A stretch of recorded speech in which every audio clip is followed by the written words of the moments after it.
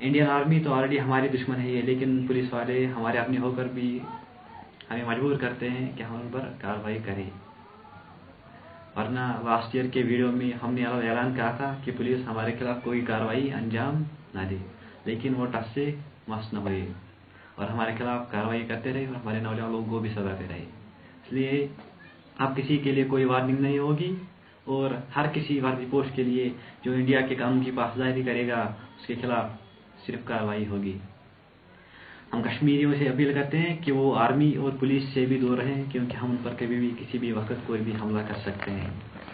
और हम नौजवान भाइयों से भी गुजारिश करते हैं जो कि हमारे साथ आना चाहते हैं कि अपने अपने एरिया के अफसरान और पुलिस अधिकारियों की मुकम्मल डिटेल्स रखें और हमारे पास पहुंचाएं कि उनका रोल क्या होता है तहरीक के लिहाज से सोसाइटी में। अब अगर किसी पुलिस वाले को अपनी जान प्यारी है तो वो अपनी ड्यूटी कैंपों में दे, थानों में दे, चुपके से अपनी ड्यूटी वहां दे। नौजवानों को न सताएं, सड़कों पर नाके लगा कर न बैठे और नहीं हमारे खिलाफ कार्रवाइयाँ करें। और जो ऐसा करेगा वो अपनी मौत का जिम्मेदार खुद होगा।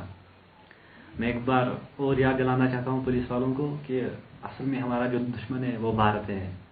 ये भारत की कारस्तानी है कि वो हमें आपस में पुलिस के साथ लड़वा रहा है, वरना हम एक ही कौम है, आपस में भाई भाई हैं। लेकिन तुम सब ये जानने से तुम सब ये समझने से कासिर हो।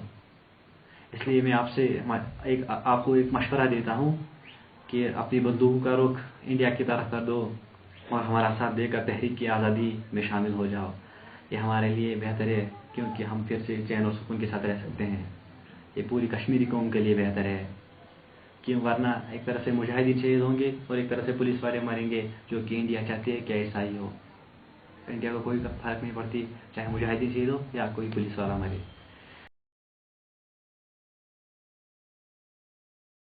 ये जो सैनिक कॉलोनीज बन रही हैं उसके खिलाफ हम कार्रवाई करेंगे अगर ये बन गई, क्योंकि एक कश्मीर की सरजमीन हमारी है और उस पर सिर्फ हमारा हक है। यहाँ के हिंदू जो बाहर हैं वो अपनी जगहों पर बैठ सकते हैं, अपनी जगहों पर रह सकते हैं, जहाँ उनकी ज़मीनें हैं, जहाँ उनके घर हैं, वो हमको अपनी मुहाफ़िज़ भी पाएंगे। लेकिन ये जो सेपरेट कॉलेज है, ये जो इसराइली तर्ज पर भारत ये पॉलिसीज कर रहा है यहाँ, तो ये नाकाबिल बर्दाश्त है। इसलिए हम उनके खिलाफ कार्रवाई करेंगे जो ये सेपरेट कॉलेज बना रहे हैं।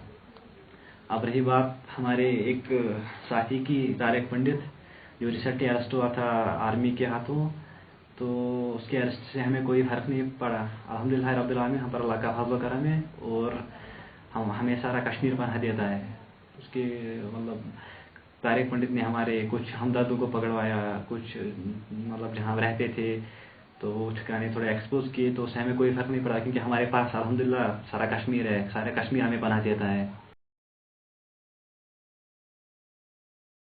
मैं मीडिया को कहता हूँ, एक चैलेंज भी देता हूँ मीडिया को कि जो हमें टेररिस्ट कहते हैं, अगर हम टेररिस्ट होते तो जो आप मीडिया हमारे खिलाफ आवाज़ उठा रहे हो, हम आपकी ज़बान भी बंद करते, आपके ये नेटवर्किंग क्या है हम उसको तबाह करते। लेकिन आप अगर टेररिस्ट पहचानना चाहते हो, आप कश्मीर की हिस्ट्री देखें, फिर खुद डिसाइड कर लें कि टेररिस्ट हम है, इंडियन आर्मी है।